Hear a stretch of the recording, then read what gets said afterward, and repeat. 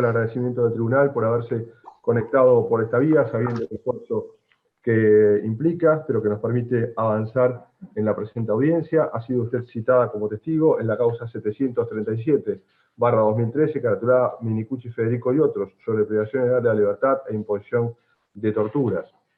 Como testigo tiene la obligación de decir verdad de todo cuanto sepa y le fuera preguntado, y va a declarar bajo las mandas del artículo 275 del Código Penal, que prevé una pena de hasta 10 años de prisión cuando el falso testimonio fuera en perjuicio del o de los imputados. Esta causa es seguida respecto a los señores Emilio Alberto Herrero Anzorena, Roberto Armando Balmaceda, Jaime Lamón Esmar, Carlos María Romero Pavón, Jorge Antonio Vergés, Guillermo Alberto Domínguez Mateu, Carlos Gustavo Fontana, Juan Miguel Volk, Enrique Augusto Barré, Alberto Julio Candiotti, Federico Minicucci, Jorge Héctor Di Pasquale, Miguel Osvaldo Chicolás, Carlos del Señor Hidalgo Garzón y Eduardo Samuel Dilío. Le decía entonces que le voy a recibir promesa o juramento de decir verdad. ¿Jura o promete decir verdad de todo cuanto sepa o le fuera preguntado? Sí, juro. Bien. Le hago saber también que este es el Tribunal Oral Federal en lo Criminal número 1 de La Plata, que se encuentra integrado por los doctores Walter Benditti, Esteban Rodríguez Eggers, Fernando Canero y quien le habla, Ricardo Basílico, con la secretaría del doctor Julio Díaz y el acompañamiento de la totalidad del tribunal para poder llevar adelante esta audiencia. Le pregunto también si, respecto de las personas que le hice saber, si respecto de las querellas que participan en esta audiencia, de las defensas públicas y particulares o del Ministerio Público Fiscal, ¿tiene usted amistad íntima, enemistad manifiesta, o tiene algún impedimento que no le permita decir la verdad en esta causa?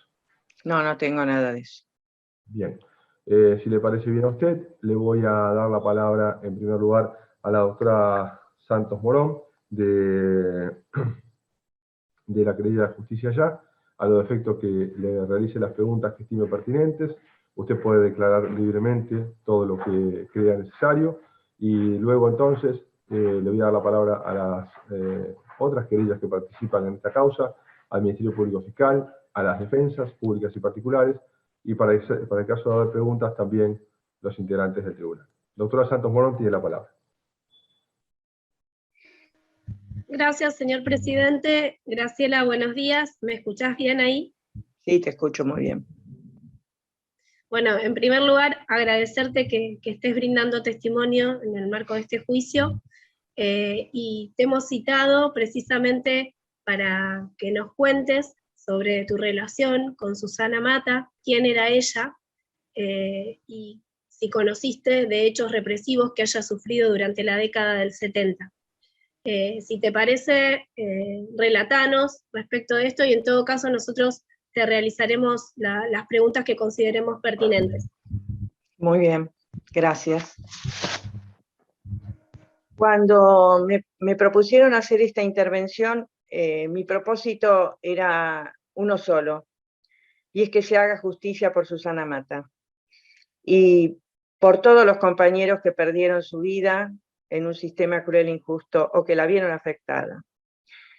Traigo en este testimonio la figura de mi amiga, de Susana Beatriz Mata. Ella y yo nos conocimos en el año 70, habíamos ido a una movilización para un reclamo salarial de los docentes, convocada por la por la Federación de Educadores Bonaerenses en La Plata. Ninguna de las dos estaba muy al tanto de qué era esto. Nos invitaron, nos sentimos más que todo curiosidad, recién empezábamos a trabajar, éramos maestras muy jóvenes, así que fuimos. No nos conocimos ese día, sino que nos conocimos al día siguiente en una asamblea a la que fuimos convocadas para que nos explicaran qué había pasado, por qué se daba esta cuestión. Junto con nosotros habían ido otros docentes jóvenes que nunca se habían acercado a la Unión de Educadores. La Unión de Educadores de Almirante Brown era una entidad adherida a la Federación de Educadores Bonaerenses, y estábamos preocupados, interesados. Estábamos también en un contexto nacional e internacional de mucha movilización de la juventud, y todos buscábamos algún canal para poder manifestar nuestra adhesión a esta cosa que era cambiar un mundo injusto, y además estábamos en contacto con las injusticias a través de nuestros desempeños en las escuelas. Cuando fuimos a esa asamblea nos encontramos con una especie de asociación de señoras donde alguien comentaba lo que había que hacer, y porque además tenía relación con el ministro, y que su intención era que los maestros comprendieran al ministro, y bueno, y ahí se quedaran tranquilitos en la escuela. Por lo tanto no nos pareció que era el tipo de actividad que nos interesaba. Pero una de nuestras compañeras fue como congresal a la federación. Había un congreso en pocos días, y ella se sumó a la representación de Almirante Brown, y cuando volvió nos comentó que en otros distritos del conurbano había jóvenes docentes que se estaban replanteando qué era el sindicalismo docente, que estos jóvenes docentes también tenían relación con otras entidades de otras provincias, no solamente con los que estaban dentro de la federación. Y bueno, y entonces decidimos ahí rápidamente que íbamos a dar la pelea dentro de Almirante Brown para reformular el concepto de sindicato. En ese momento a las asociaciones de docentes se las llamaba gremios, no se las llamaba sindicato, porque el sindicato era visto como algo de trabajadores, y esto no estaba muy aceptado dentro de los docentes, por lo menos dentro de la dirigencia que había en ese momento. Así que nos integramos al bloque de distritos disidentes, y ahí empezó nuestra actividad. Ahí empezó una actividad que nos interesaba, que nos gustaba. Leímos mucho, leímos todo lo que tenía que ver con estatutos de entidades gremiales docentes, de entidades gremiales de trabajadores. Leímos todo lo que tenía que ver con la normativa, tanto, no sé, la ley de asociaciones profesionales, y también leímos historia de la educación, y vimos, nos dedicamos mucho a estudiar para sentirnos seguras. Dimos la pelea y ganamos la conducción de la Unión de Educadores de Almirante Brown, integrando siempre el bloque de distritos disidentes que tenían una intención que era la formación de una organización nacional.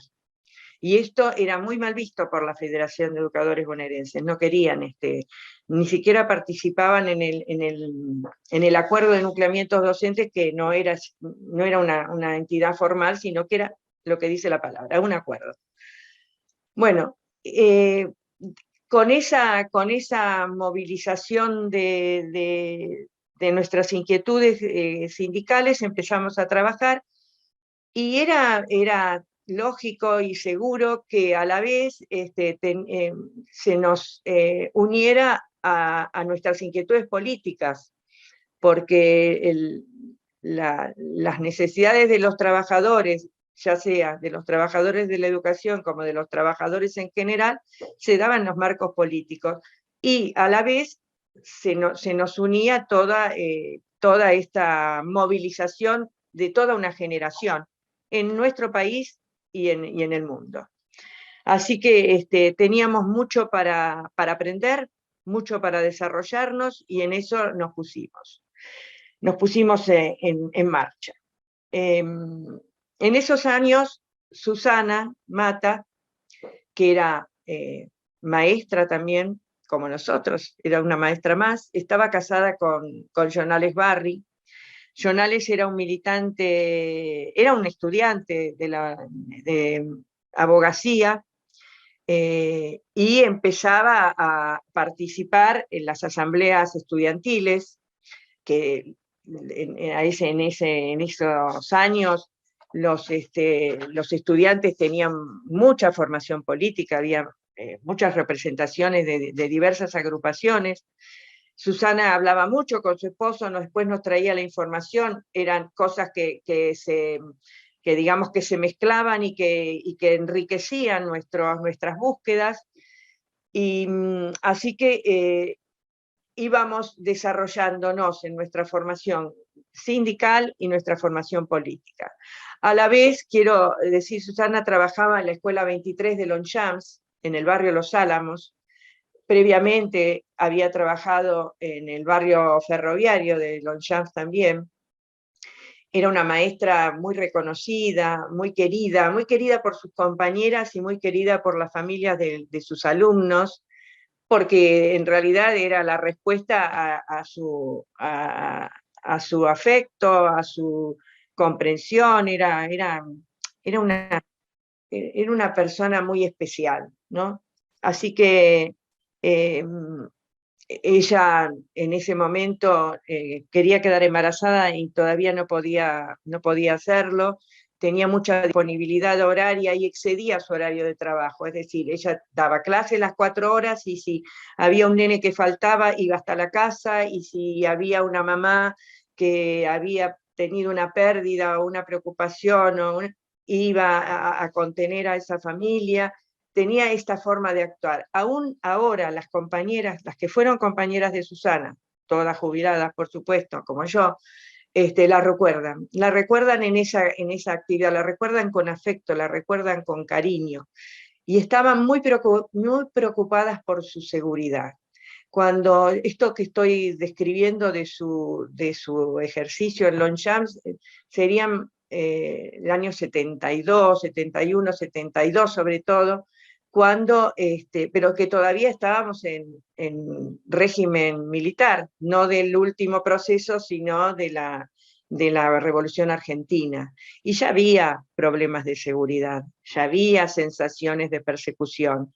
Entonces ella a veces, las compañeras la acompañaban a tomar el colectivo, cuando se iba, o el tren, y hasta hubo alguna vez que Susana se quedó a dormir en la escuela, porque se había sentido muy inquieta por alguna persona que la había visto en actitud sospechosa hacia ella, y bueno, y estas cosas las podía hacer porque la escuela la quería y se lo permitía y la cuidaba. En nuestro sindicato también nosotros la acompañábamos mucho y también teníamos mucha preocupación por su seguridad. Igualmente ella seguía activa, era la secretaria general de la Unión de Educadores, y desarrollaba sus actividades gremiales con mucha entrega, digamos. En el año 74, todos sabemos, se enrareció mucho el ambiente político del país. Ahí se agudizaron, es decir, ya pasé las elecciones del 73 y llegué al 74. Y en ese momento ya nosotras no sabíamos dónde vivía Susana, habíamos dejado de ir a tomar mate a su casa o a compartir un desayuno un sábado a la mañana, pero seguíamos teniendo diálogo y relación y afecto a través de las actividades gremiales. Y ella logra en ese momento quedar embarazada. El anhelado embarazo llega. A finales del año 74, su esposo, John Alex, es detenido en un bar de Lomas de Zamora, y ahí Susana tiene que abandonar las actividades de la escuela y viene con mayores cuidados al sindicato, deja su casa, y es su casa que no conocíamos, pero la tiene que dejar, y es alojada por unos amigos de Adrogué, Nora y Alejandro, porque, bueno, había que cuidarla. y ella tenía que cuidarse. Igualmente era una compañera muy activa. Yo creo que eran finales del 74, principios del 75, porque ya tenía un estado avanzado de embarazo. Entonces, estando en la casa de una de las compañeras del sindicato, llama por teléfono a la casa de Nora y escucha una voz diferente de esta compañera, una forma de hablar diferente, que le dice: no, no vengas, no hace falta que vengas. Le daba a entender que no fuera, y entonces, como a ella le pareció que era una expresión muy rara, que no era lo habitual, le dijo a esta compañera, que también le dice: no vaya, Susana, no, pero yo no la puedo dejar que le pase algo por mi culpa, y entonces fue detenida, la estaban esperando. Nosotras en ese momento todavía estábamos en épocas de que no había llegado el golpe militar, así que teníamos abierto el sindicato. Nos enteramos de esta detención por los comentarios del pueblo, digamos. Adrogué era había un núcleo donde todo el mundo se conocía de algún modo, y estos dos compañeros eran oriundos de Adrogué, por lo tanto fue como una cosa muy impactante este procedimiento, que no sé si fue, creo que fue policial, en la casa de ellos, y entonces nos enteramos de eso. Ellos fueron los tres incomunicados.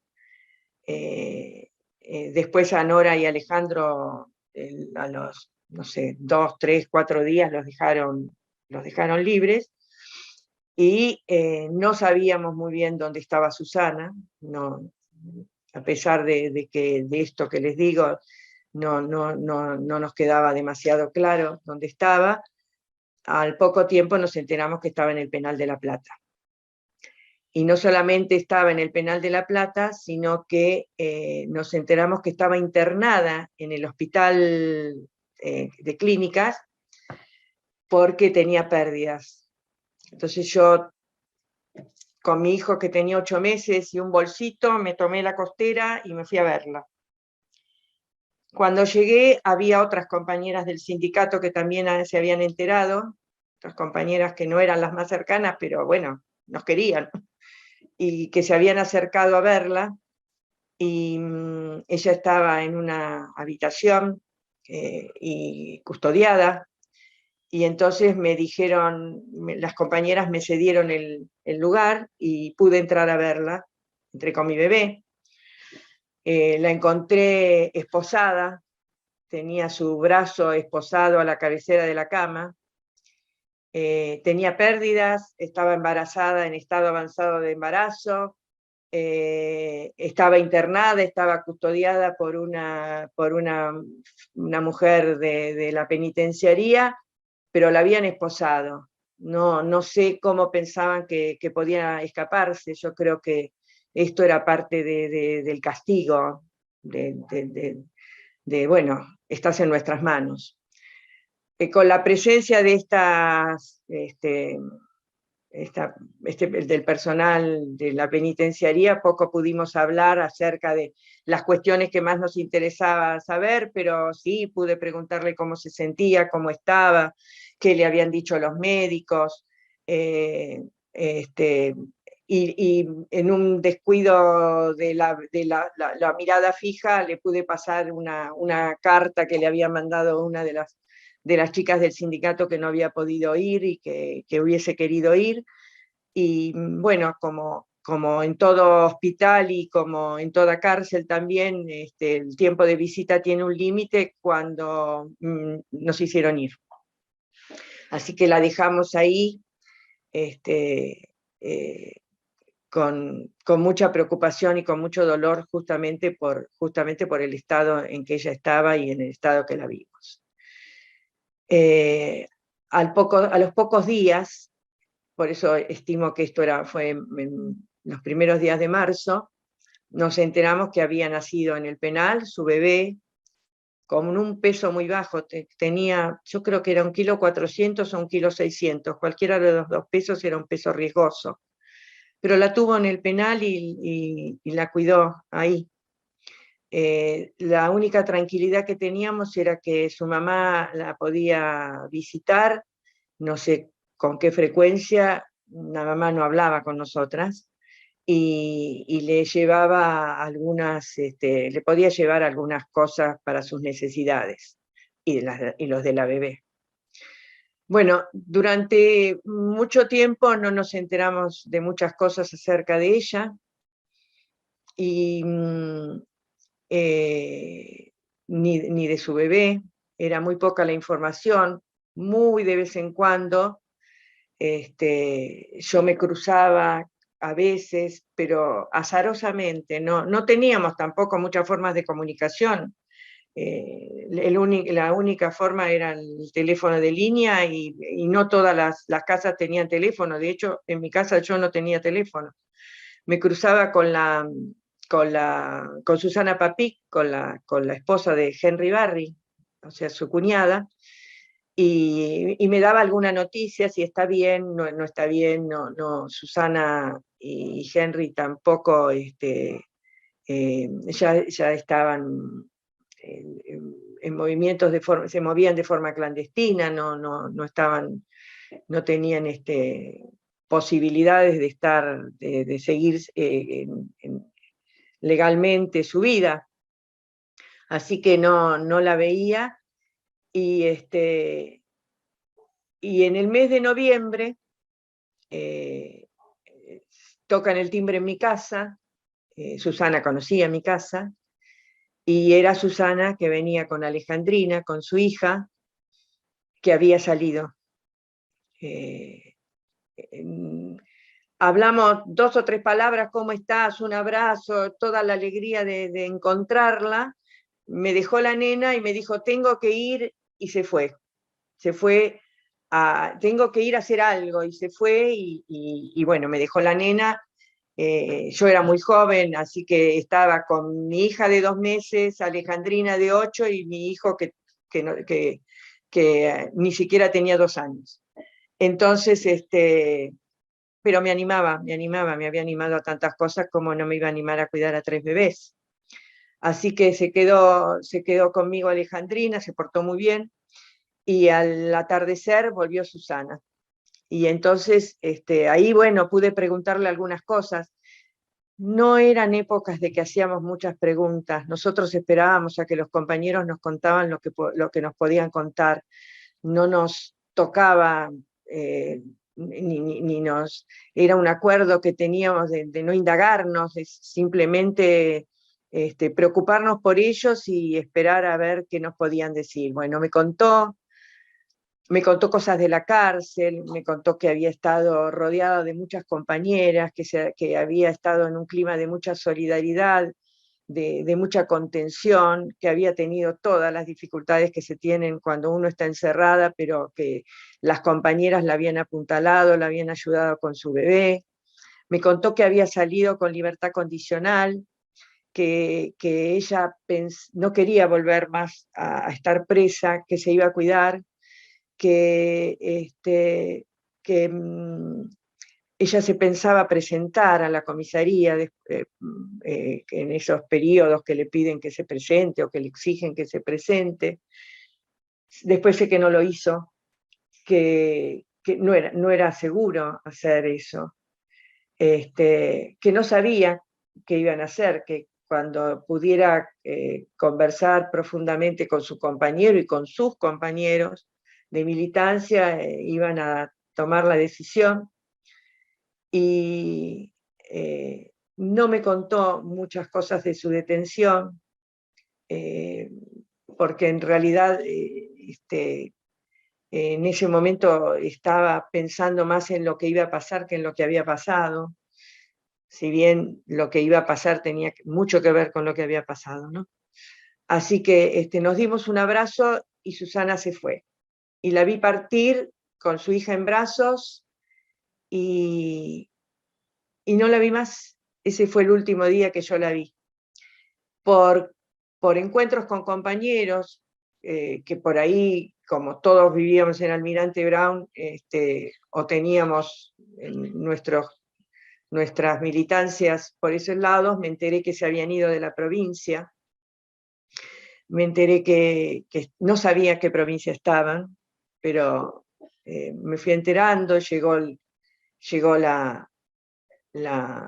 golpe militar, tuvimos que cerrar el sindicato, o sea que que era una fuente de comunicación y de información y de encuentros, también se nos cerró la puerta de ahí. En el año 77, no, perdón, en el año 76 yo estaba embarazada de mi tercer hijo. Susana Papic llama por teléfono a mi mamá y en forma de clave le avisa que su esposo había sido detenido. Supongo que era el mes de octubre más o menos, así que esto hizo que yo estuviera más atenta a mi propia seguridad también. Habían sido ellos también muy amigos, compañeros, sobre todo Susana, Susana Papic, que era afiliada al sindicato.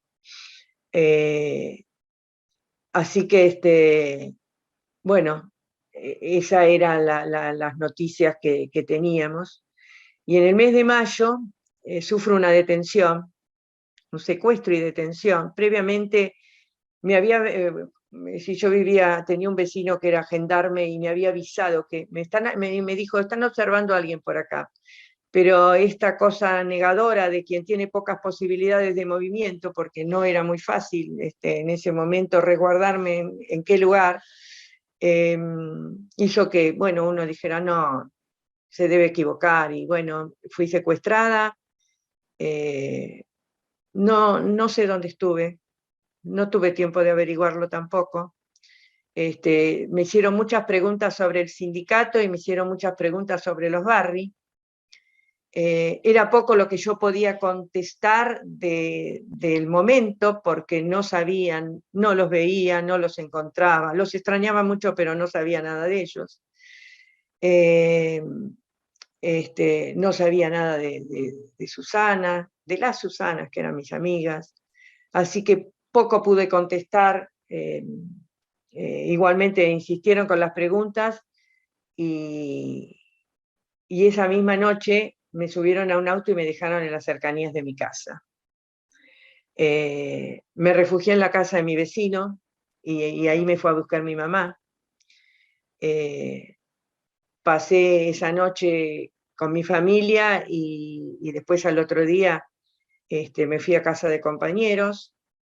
A los 5 días, y gracias a la ayuda de mi familia, a la ayuda económica y de hacerme los trámites de mi familia, y dado que mi compañero tenía familia en España, nos fuimos para allá. O sea que el tiempo que me demoró hacer los trámites, salimos del país. Con todos los temores y las angustias de irme con 3 hijos, bebés prácticamente, poco dinero y a un mundo que no conocía. Mi gran esperanza en el viaje, llegamos en el mes de mayo a Madrid, y a los pocos días nos fuimos a Barcelona, a la casa de Alejandro y Nora, que se los mencioné como que habían sido los que habían alojado a Susana, que efectivamente lo habían sido. Y con ellos pensábamos que a través de las asociaciones, organizaciones de exiliados, a lo mejor podíamos llegar a encontrar a John Alex y a Susana. Esta era nuestra esperanza, nuestra inquietud. Teníamos que conectarnos para ver si los encontrábamos.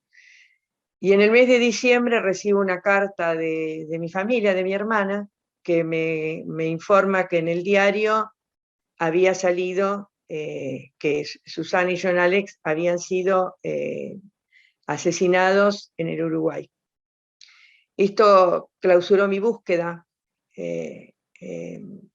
me angustió mucho, y nosotros nos habíamos prometido, cuando éramos jóvenes, cuando recién empezábamos, que si algo nos pasaba, íbamos a cuidar a los hijos de los otros, a los hijos de los compañeros a los que algo les había pasado. Eso no lo pudimos cumplir. Ni mi compañero, ni yo, ni Nora, ni Alejandro pudimos cumplir con eso, estábamos lejos. Me queda el consuelo de que los dos chicos fueron muy cuidados, fueron atendidos, nunca perdieron su identidad, y a la vuelta de mi exilio pude encontrarlos y pude ofrecerles el recorte de la vida de sus padres que compartieron conmigo, y sigo teniendo el contacto con ellos, a quien los quiero mucho, y a quien y creo que toda la sociedad tiene una deuda con ellos, ¿no? La mía es personal, pero estos son jóvenes ahora ya adultos que tuvieron que vivir sin sus padres. Termino mi relato con esta última vez, pero quiero destacar una cosa que la digo siempre que hago un testimonio, no de este tipo, sino muchas veces en charlas, que todo el dolor y todo el sufrimiento que nos queda, ¿no? Quiero subrayar que no nos han vencido, que agradezco la vida haber conocido a Susana, a John Alex, a Henry, a Susana Papic, que es muy intenso y muy pleno tener ideales, actuar de acuerdo a ellos y sentir que uno es honesto con sus posturas. Agradezco haber caminado al lado de ellos y poder decir que sobre todo fueron excelentes personas que podrían haber optado por una vida cómoda, de clase media, y sin embargo apostaron a un proyecto de país para todos, y apostaron a poder modificar algo de lo injusto que tenía este mundo y que todavía no cambió, y que por ellos tenemos que seguir adelante. Gracias. Gracias, Graciela. Bueno, agradecerte nuevamente, y te voy a realizar solo algunas preguntas aclaratorias. ¿Cómo no? Cuando referiste respecto de la detención de Susana, de John Alex, hiciste referencia a que estuvo detenida en la unidad 9 y cómo ustedes la fueron a visitar. ¿Tuviste conocimiento con posterioridad si previamente estuvo detenida en algún otro lugar? Mira, no, yo personalmente no tuve conocimiento de eso, y cuando estuvimos en nuestro encuentro, esto lo había pensado pero no lo dije, nosotros no sabíamos en ese momento que existían, no se hablaba del pozo no sabíamos ni que iban a existir estos lugares de detención tan crueles, así que yo no tuve no puedo decir que sí, no puedo decir que no, porque no se lo pregunté. Yo nunca la visité en el penal, no fui nunca al penal, yo la visité solo en el hospital. Nunca se me ocurrió, creo que me hubiese dado mucho temor también a ir al penal. Otra pregunta que queríamos hacerte, vos hiciste referencia a que cuando se enteraron que estaba internada, en las condiciones en las que estaban, te acercaste vos, se acercaron otras compañeras docentes. Además, desde el sindicato, ¿se tomó alguna medida cuando se enteraron de la detención de Susana? Sí, en la detención de Susana era la secretaria general, organizamos, en ese momento los docentes cobrábamos por cheque, así que había grandes colas de docentes haciendo el día de cobro, así que fíjate que debe haber sido cerca de un 7 el día de la detención de Susana. El día de cobro organizamos una volanteada que decía libertad a nuestra secretaria general. Y no nos acompañaron solo las compañeras activistas, nos acompañaron muchas compañeras que sí, nos conocían, estaban afiliadas, venían a lo mejor a las asambleas, pero no eran promotoras del sindicalismo, eran compañeras afiliadas. Y tuvimos la compañía de ellas, sí. Eso lo hicimos y nos sentimos muy, muy satisfechas de la repercusión.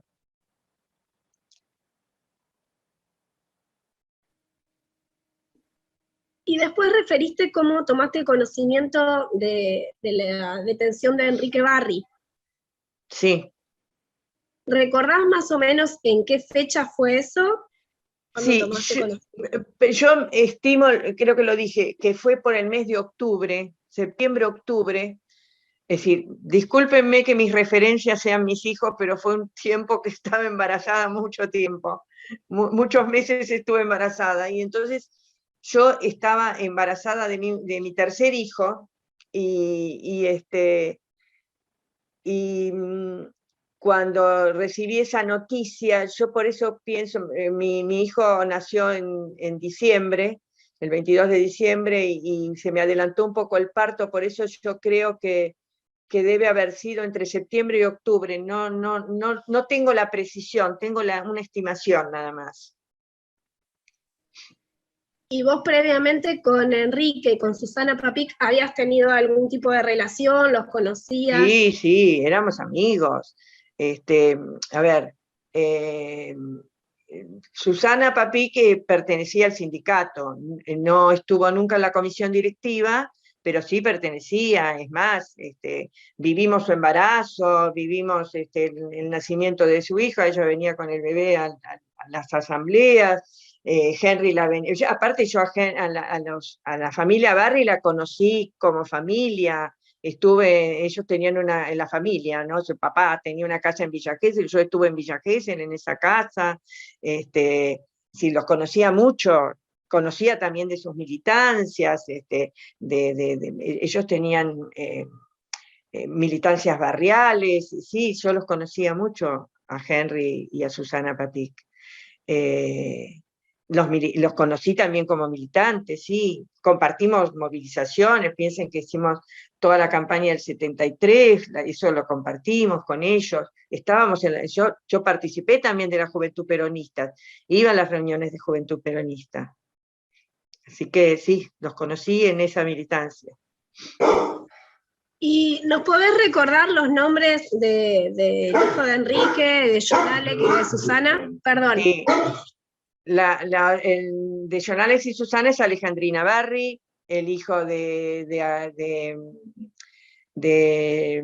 Henry y Susana Papic es Agustín. Agustín fue adoptado por una familia que respetó su identidad, pero él tiene otro apellido, es Carlson. Agustín vive en Suecia, y tuve oportunidad de visitarlo también. En un viaje que hice fui a verlo. Él también, cuando vino a Argentina, estuvo en mi casa. Sí. Y me comunico con ellos, y hoy día tenemos el Facebook, el WhatsApp, muchas formas, los mails, muchas formas de comunicación. Y con Alejandrina, bueno, sí, nos vemos. No muy frecuentemente porque ella está muy ocupada, pero nos vemos. Graciela, y con respecto a Alejandrina, ¿vos cómo, supiste qué pasó con ella después del asesinato de sus papás? ¿Cómo tomaste conocimiento de eso? En realidad, con Alejandrina, en las épocas a mi regreso, ella empezó a buscar su historia, y se lo contó a una profesora ella iba a una escuela de Lomas Banfield, no me acuerdo si es Lomas o Banfield que está esa escuela, y se lo contó a su profesora. Su profesora conocía a una de las chicas que había estado en la Unión de Educadores, y a través de ese contacto, esta compañera que había estado en la Unión de Educadores había sido adversaria en las elecciones con nosotras, pero después nos quisimos mucho tiempo. Organizó un encuentro en su casa, y yo ahí la conocí a Alejandrina cuando creo que ya había egresado al secundario. La acompañé a su psicóloga en algún momento, es decir, no a dar referencias de ella, sino a que yo le contara a su psicóloga algunas cosas de la mamá que Alejandrina no sabía. Me reencontré con su abuela, que yo la había conocido como mamá de Susana, pero no habíamos sostenido, lo dije cuando Susana estaba presa, yo no me atrevía a preguntarle nada a su abuela porque no estaba tan contenta de que su hija militara. Estuve en casa de su abuela también, cuando ya me reencontré con Alejandrina. Nos seguimos viendo, cuando ella era más chica nos veíamos un poco más seguidos, ahora vuelvo a decir, Alejandrina está muy comprometida y es una chica que admiro por su entrega a su militancia y a su compromiso. Así que, y bueno, y nos hemos comunicado por WhatsApp muchas veces también. La saludo todos sus cumpleaños. No me olvido nunca. Graciela, te hago 2 preguntas más, y por parte de esta querella al menos estaríamos. Referiste a Nora y Alejandro como compañeros que cuidaron de Susana en ese periodo que no podía estar en su casa, y después referiste que te encontraste con ellos en el exilio, que tuviste vínculos con ellos en el exilio. ¿Nos podrías recordar sus apellidos? Sí, ellos siguen viviendo en Barcelona. Es Nora Muñoz y Alejandro Andreassi. Y la última pregunta, vos referiste que también sufriste un secuestro. ¿Recordás el domicilio o dónde ocurrió ese No, hecho? sé que vivían en Adrogué, que vivían en el centro de Adrogué, en la zona céntrica de Adrogué, pero a Nora yo la conocí más en el exilio, digamos, más íntimamente en el exilio que en su domicilio. Fuimos compañeras de escuela con Nora, pero digamos, ella estaba un año antes que yo, cuando fuimos maestras normales nacionales. Pero nunca conocí su casa, ni sé que su papá tenía una ferretería en Adrogué, muy conocida, que yo nunca fui a esa ferretería, pero bueno, sé que la tenía. Pero a Nora la conocía del colegio, y a Alejandro lo conocí a través de John Alex. Era médico, de alguna vez nos atendió, me ayudó mucho Alejandro a mí cuando nació mi tercer hijo, que tenía síndrome de Down. Alejandro Andreassi me ayudó mucho.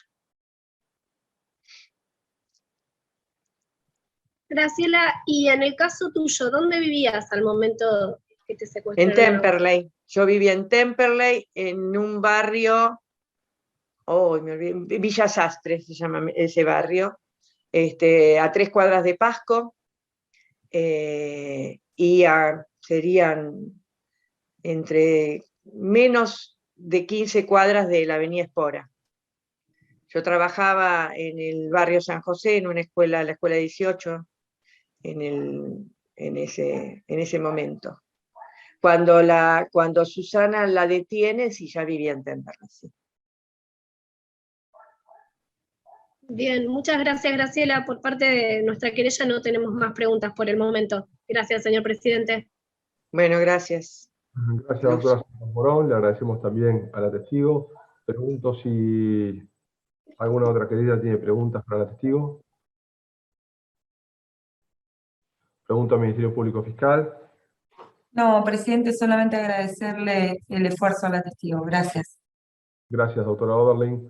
Pregunto a las defensas públicas y particulares. No, gracias. No, gracias, señor presidente. ¿Los colegas alguna pregunta para la testigo? No, presidente, gracias. Muchas gracias. No, muchas gracias. Bueno, Muchísimas gracias a ustedes entonces por haberme escuchado. Muchísimas gracias, señora Graciela Nordi. Le reiteramos nuestro agradecimiento por el esfuerzo de haberse conectado por esta vía. Si necesitan usted una certificación de su declaración, por supuesto, vía WhatsApp o vía mail, con todo gusto se la podemos hacer llegar y le deseamos una muy buena semana. Muchas gracias. A usted, muchísimas gracias.